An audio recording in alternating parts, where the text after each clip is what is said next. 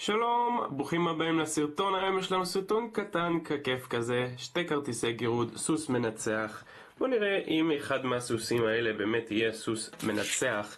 אז בשם זה חייב להיות מנצח אחד. בואו נראה, אבל פה זה לא סוס מנצח, הסוס היריב הוא הסוס המנצח.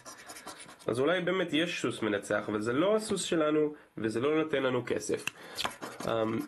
ופה גם אין, ופה גם אין סוס מנצח.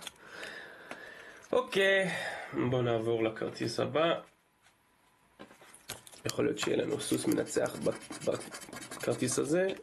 פה אין, פה אין, פה גם אין, ופה לא, ופה ממש אין. טוב, אז סוס מנצח הוא לא היה כרטיס מנצח היום. וזה היה הסרטון הקצר שלכם היום. להתראות.